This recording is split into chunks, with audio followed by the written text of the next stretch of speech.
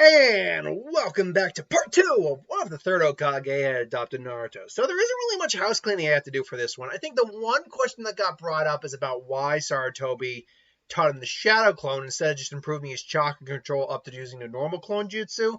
And I think that stems from two main reasons. One, when you really look at Naruto as a character in the original series, his chakra control ultimately did improve enough that he could do Rasengans with one hand and all that. But he never learned to use the clone jutsu. And I don't know if that's because he just couldn't, because it was just the type of technique it was just didn't work. Because let's be honest, the clone jutsu is the standard clone jutsu, mind you, not like Shadow Clone or anything like that. Is technically a genjutsu. It's an illusion technique. Because the clones are intangible clones. They're not solid. And I think that just was never up Naruto's wheelhouse. But even if he could learn it, I mean, he just felt like the Shadow Clone. He had the better version anyway. But furthermore, I think Sarutobi also would know that the normal clone jutsu is probably going to be harder for Naruto to learn just overall, even with him improving his chakra because of the nature of his chakra melding with the nine-tailed fox's chakra half the time. Or all the time, anyway. So I think he would just kind of cut out the middleman, knowing that the Shadow Clones were a superior technique overall, and that Naruto's chakra would be so large that he should be able to do a decent amount of them, no problem. Obviously, he'd be right. So we left off basically with Third and Naruto, basically celebrating Naruto's promotion to Genin, and graduating at Ichiraku. Now, I mean, they're celebrating, and Mizuki obviously had taken the scroll at this point where we left off. But to backtrack a little bit, Sarutobi has been wrestling with something for a while, because at this point, because I never brought this up, Naruto still doesn't know about the fox, and the Third knows for a fact Naruto's got to know about the fox at some point. He can't go his whole life without knowing about it, because eventually it's going to come out, and if it comes out in a way that is hazardous to everyone else, like Naruto and the villagers, it's going to go bad. So he knows he's got to tell him. Plus, he owes Naruto to tell him why the villagers, despite treating him all right, thanks to him being the adopted son of the Third, still give him glare, still kind of, when the Third's not around, kind of ignore him and whatnot. And I would imagine that he would have decided, if Naruto graduates, when Naruto graduates, I'll tell him then. He'll be officially a ninja. He's learned a lot. I think it would be time. And Naruto's graduate. And while they're celebrating, having a good time, Third is still just like, okay, I gotta bring it up. And then once you know it, the reveal that Mizuki had stolen the scroll happened. It's like, Lord Hokage, it's Mizuki. He stole the scroll of sealing. It's like, the scroll of sealing? Now, Naruto knows about the scroll. He's had conversations with his grandfather, because Third's his grandfather. Their grandfather about this before. And he's like, I see. It's like, see, we'll go find Mizuki at once. It's like, Grandpa, can I help? I can help, Grandpa. I know you want to help Naruto, but there isn't much we can do at the moment. Mizuki could be anywhere, and we are only one people. We're each only individuals. And I must stay here just in case. Because why didn't the Third basically go himself? Probably could have found him without too much difficulty, I imagine. Plus, he's got the crystal ball shit going on. But and then Naruto says, well, actually, remember, I can be in multiple places at once. And the Third's is like, wait, what? It's like, how many? No, you mean, yeah, that's right, Shadow Clone Jutsu. And he makes like a couple dozen clones. And Third's actually is like, I didn't expect him to be able to make this many clones. Because I imagine that because he's so busy, well, he does sometimes oversee Naruto's training. He leaves it more to like Ozma or Naruto to his own devices. He gives him like the scrolls to train with and the exercises, but because he's the Hokage, he just can't be with him all the time. But so he didn't actually know Naruto. He knew Naruto got the jutsu down. He used it to basically graduate, but he didn't know he could do this. And he sees Naruto, and Naruto doesn't even look winded. Like, he's fine. Like, I guess he's like, I guess this was the better option to go with. And so it's like, oh, very well, Naruto. How many clones can you make? A couple hundred at least. And Naruto was like, huh? Anyway, it's like, send them off, and Naruto sends the clones off.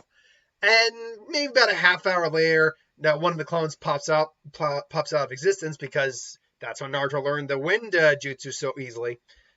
Even though he had years to do it, he still learned the Winjutsu on a pretty relatively quick succession of time. Where they find where Mizuki is. So basically, he sends the appropriate people there. They get Mizuki, they catch him, and Mizuki ultimately is, captured and incarcerated. So now it's like, oh, awesome. It's like, oh, wait, hey, good job, Naruto. Yeah, that was really awesome. All the more understanding Jonin and Chunin, basically, because they don't care. Like the two eternal Chunins, I can't remember their name. They never cared that Naruto had the fox. You could tell. It's like, that was awesome. It's like, indeed, Naruto, that was very good. Does that mean you get to be Hokage now? It's like, I'm joking. I know. I gotta get to Chunin and Jonin. I gotta earn it. God, darn it all. And, the third just, and then he kind of goes, not silent, but he gets a little quiet. He's like, hey, are you okay on that? Yes. All right, so there's something I want to talk to you about. And, he brings him in to his office, which Naruto's been in multiple times, obviously. He's like, sit down, my boy. I want you to know, and he basically tells him, like, it's been my honor to raise you as one of my own. But as I told you when you were young, I adopted you when your parents died in the Nine Tails attack years ago. There's something you need to know about those, what happened then. And so Sarutobi tells him the story of his parents. Does it? And here's the thing. I feel as though because Naruto's been trained in a different household, Sarutobi would at least tell him his mom, but he would not tell him his dad. And I think it's one of those things that Sarutobi, they never told him that to protect Naruto, and I still think he's trying to protect Naruto, but at the same time, he feels that he can at least know, he probably knows his mother's name. That he should show his mother's name, if he hasn't told him already, which I imagine he might have, but for the argument of at least a bit more of an emotional moment, he tells him, like, your mother's name was Kushina Uzumaki, and she was a fiery one. You've kind of inherited her spirit, indeed, and a bit of her temper as well. It's like, wow, she was really pretty. It's like, yeah, what about my dad? And Sarutobi thinks on it for a while. He's like, your father was a very important individual. I cannot tell you his name at this time, but when you turn of age, let's say 16, basically shipping air, Naruto, I believe you'll be strong enough to handle the burden of the responsibility of knowing who he is. But know this: your parents loved you very much. It was why they sacrificed themselves to protect you, and why they felt it was important to seal half of the Nine Tails inside you, because they knew you'd be able to use it appropriately later down the road. I'm paraphrasing it. It'd be a lot more sincere and heartfelt and old sounding. But that's generally the gist of what the third would say. Naruto's definitely emotional about this and everything, but he's still like, it's all right. Gigi is, I can't remember exactly. It's not Gigi. It's G-san. Old man. It's like, I don't blame you or anything like that, and anything like that. Besides, he's like, I'm gonna win them all over one day anyway. After all, I can't be Hokage if the people don't respect me. He's like, still, you still want to be Hokage? He's like, no, my dreams never change. Believe it. I'll be the best Hokage ever. Even surpass you one day, old man. And sorry, which is less. With that attitude, I believe you will. And so now get out of here. So now get home and get out of here. It's like, all right, okay, and then everything is pretty much okay as it is. So Naruto is, now has the days leading up. Whoa, hit my computer there. Now has the days leading up to the exam. In the series, like the anime, it's only like one episode before that, the actual team selection. And obviously, he's taking his picture. Now, fortunately, Naruto's not as attention-grabbing in this one as he is in the other one. So he takes a relatively decent photo. He takes it with a headband. And I don't know if Naruto would still want to hold on to, not wear the headband before the orientation or not. I don't know. That does sound like something Naruto would still want to do, but I don't know. He's probably wearing the headband regardless. And in Sarutobi's, looking on, and he's just, and he's simply, looking like, very, very well. This will suffice as your photo, Naruto. Now there's just a few more things to go over, and saying, yep, and then Konohamaru pops in real quick, saying, oh, they feature become the fifth Oh, gets his face. Who tripped me? It's you, Naruto Nisa. I knew it. You're always trying to get in the way. You're always trying to stop me from becoming Hokage. And Naruto's like, Konohamaru, look, you tripped over yourself, all right? Which is it's kind of silly to begin with. But we both know that's not how you become Hokage. It shows you I'm gonna become a Hokage no matter what. It's like, well, good luck with that. Naruto just kind of walks out, and Konohamaru is just, and Ebisu's just is like, honorable grandson, what are you doing in here? I was like, him, the nine-tailed fox. And Naruto is looking at him. Naruto sees him glaring at him, and he just actually gives a glare right back. He's like, look, I didn't ask for this, but you want to glare at me, I'll glare right back at you. And to which Ebisu's actually surprised, because Naruto has never glared at anyone before. Like, I think Naruto just never, cares that much. He was always wondering why people acted that way around him, but he never really cares that much. Now he knows he's got the fox in him, and he knows it's not his fault. Naruto doesn't really take shit to begin with, but it's like, he's not going to let that just slide.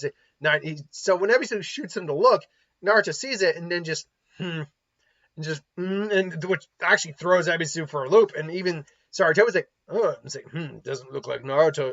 And to which Sarutobi actually gives Ebisu a look. Like, I don't think, and as Naruto walks out, I don't think Naruto appreciates the look you gave him, Ebisu. He's actually got a smirk on his face. He's like, I wouldn't give him a look like that. Naruto, you may be a Jonin and would probably beat him in a fight, but Naruto's no slouch, so I might be a little wary about that. But anyway, so Naruto goes out and just honestly has a regular day. What I do think would happen, though, is he does meet up with a couple of the people who are actually friends. He meets up with Hinata, he meets up with Sakura, they hang out for a while. And furthermore, the whole concept of the love triangle is still very much there. Now, I do think Hinata is improved on her personality a little bit. She's not as shy, though she's nowhere near is like, I love you, I really have feelings for, I like you a lot. No.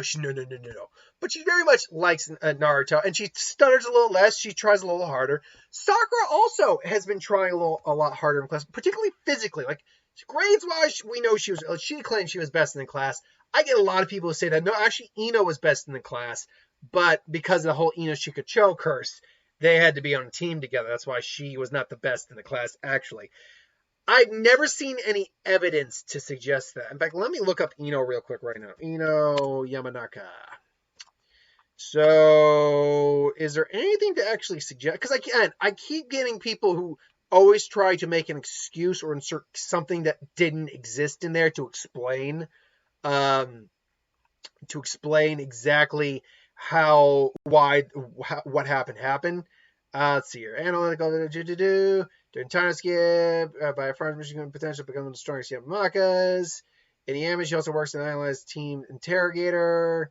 Medical ninjutsu, techniques, intelligence, quite intelligent, training at the top of her class alongside Sasuke and Shino Ambarame. Oh, I didn't even notice that Shino was the top of the class, so that would make a lot of sense. She can be very... Okay, so reading that, I can see where someone might get the idea that she was ahead of Sakura. But we also know that Sakura graduated pretty much in the top of the class as well. So I think what this ultimately implies is that Ino might have been ahead of Sakura. But again, the Ino Shikacho curse came in and, screwed it all up. That said, there's nothing that flat out says she was ahead of Sakura. She was just top of her class, but we know Sakura was as well. So, let me look at Sakura real quick here. Because I've gotten more than enough people who kind of get on me for that, to bring it up. While she was at the academy, she received consistently high test scores, and it is because of her diligence of studies that Sakura initially struggled in combat situations. For this reason, she was added Team 7 so she could benefit from the more battle. Okay, alright. I mean, granted, I'm going with it is Narutopedia, so it is technically a wiki, but I mean, if you're going to go with any source for Naruto apart from the actual straight manga, okay, this, you know what, this makes a lot of sense. It does seem that she was, in fact, that she was not as highly, her grades were not quite as high as Ino, simply because Ino came from a ninja clan, so she had better straight combat experience. But anyway, I digress. But yes, Sakura's been putting more effort into her physical combat. She's been trying harder to, impress Naruto. Now again, because of the way Naruto's attitude, I I don't. He's not like Gaara's like Sakura. He's not like that because Sakura was like, one of the people who gave him attention. They even explained that like the last Naruto movie that Naruto didn't really quite understand love or romance in that sense. And he asked for dates from Sakura because she gave him attention and all that. But he didn't actually understand romance in the general sense. Now, I'm going to get a lot of people who argue that it's like, no. Kishimoto changed it up at the last minute because his wife had a thing or whatever, or not, had input saying she wanted Hinata with Naruto instead. And look, however it might have been designed to play out, I'll be honest, I never wanted him with Sakura. If I'm gonna be straight out honest, even though their arc of like the relationship and stuff like that did make sense, like if he had wound up with Sakura, it would have made sense, I suppose. But I never. The problem is, if they had made her likable, and I'm going off on a tangent real quick, like more likable, more interesting, and more useful, that would have probably been, that probably would have been fine. But the fact of the matter is you didn't make her any of those for the longest time, particularly in part one. So, whereas Hinata at least showed confidence from the beginning, it's just she had confidence and personality issues. But there was the groundwork laid out for her and Naruto, even in the original series, for them to be together. The fact of the matter is she was the only person who actually had feelings towards Naruto, romantic feelings, liked him for who he was. He avenges her in his fight with Neji. They have that nice conversation before the fight with Neji. So, look, for any of you who get upset for Hinata over Sakura, just so you know, that's how it ended up. So there you go. Plus, what would happen Sasuke and all. Anyway, I digress. So, I went on a tangent. I apologize. It just kind of... yeah, I'm a Naruto Hina guy. I like Naruto Hinata better. Honestly, I like Naruto with any of the female cats more than I like him with Sakura. And that's really not me trying to shit on Sakura too much. That's just the fact that in terms of a real or romantic pairing, I didn't see them working well together, quite frankly. The whole, I'm going to hit you because you said something that pissed me off is not a is not a character trope I particularly like. Who the hell do you think you are? You don't get to abuse someone just because it made you mad. Like, seriously, I don't know.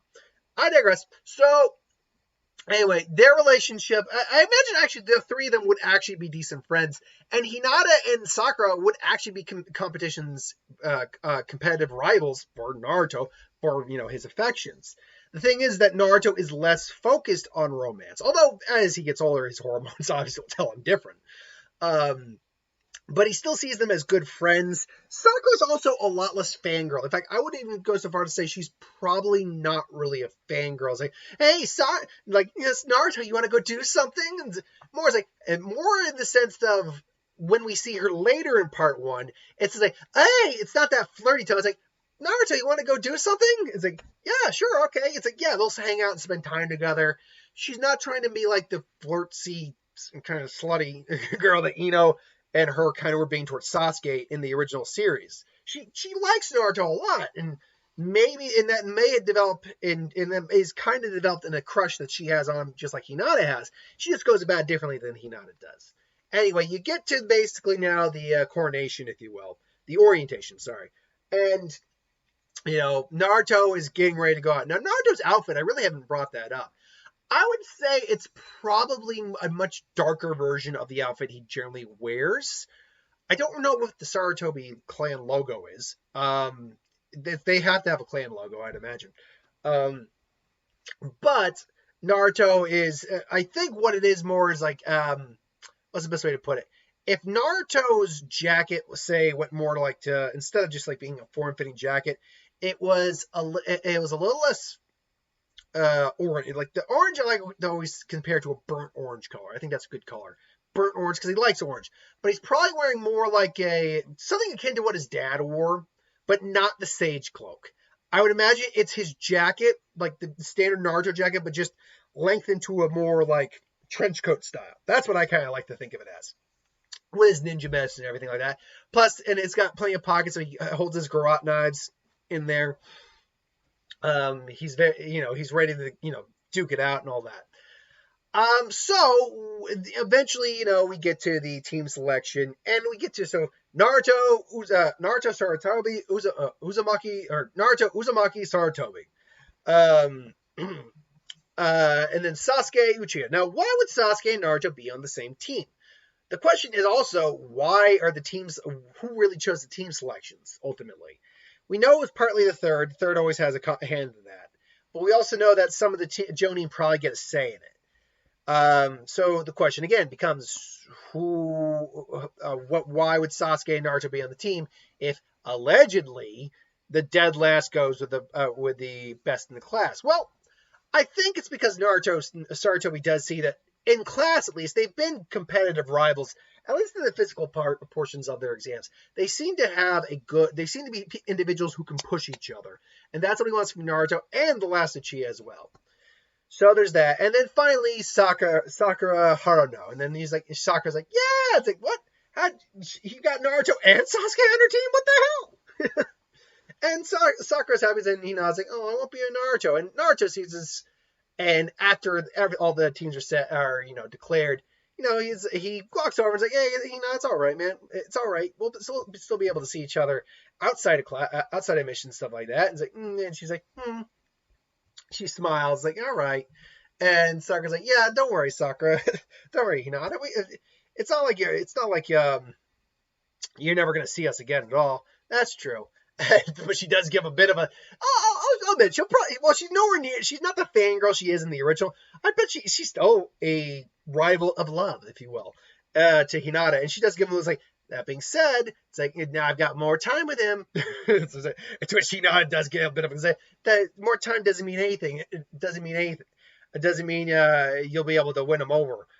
You know that, right? It's not what it's not the amount of time you have, it's Sakura. It's what you do with the time to make it count.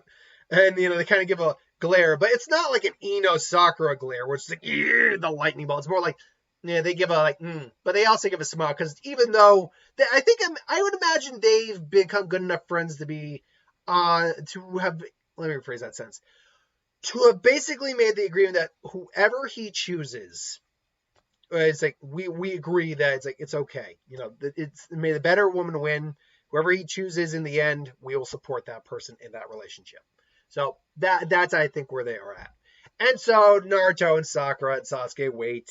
Ultimately, Kakashi comes in. I don't think Naruto does the whole chalk eraser on the head thing. I think he's just waiting patiently, as more patiently as he can. Even Naruto's in this version. It's not like Jiraiya adopted Naruto, where he trained in the sage art, so he learned to meditate and basically just calm himself. No, this is Naruto where it's like, okay, okay, jutsu check, play with my knives. How much time? 15 minutes, oh god! Yeah, it's that Naruto. But I don't think, but he's less of a prankster in this, so he's not going to really do any of the whole, pranks on Kakashi, I imagine. So he asks him to go to a roof, and basically it ends with the whole, conversation. Things you like, things you hate, dreams for the future. Which it's Naruto, like, my dream is to become Hokage. I like training my friends and, instant ramen, all this. I think the one different response, like one different thing, or at least how they would think words here. Though between the three of them, the one that would have a different response more than any of them would be Sakura. So my name is Sakura Haruno. My the things I like are, and she actually says, my friends. Like it's like Ino, Hinata, and Naruto. And, I like to try to improve myself and get stronger. Because I imagine she would actually find training to actually improve herself and getting stronger actually quite, fulfilling when she finally gets down to it. Things I dislike, I don't know what Sakura would dislike at that point. And my dreams for the future is to be a competent kunoichi and maybe and hopefully become a good wife and mother someday. It's like, oh, and and Kakashi's actually, oh, that's a very reasonable. And she kind of glances at Naruto, it's like, I want your babies. Well, she doesn't actually say that, but she kind of glances at Naruto when she says that. Which Naruto is, I mean, I would say he's oblivious, but he's probably more like he hears that and he's like, oh, that's a nice goal to have, Sakura. Again, he'll pick up on bigger cues from either of them later on. But until then, yeah. So basically, he says, "All right, come to training ground 7. Oh, and don't eat lunch or breakfast, or you'll puke." And that is where we're ultimately going to leave part 2 off. So thanks for watching. Hope you enjoyed. Like, comment, share, subscribe. As always, if you want us to review something, put in the comments below. Let us know to review it at some point. Hit that bell if you want to be notified. I'll see you next time.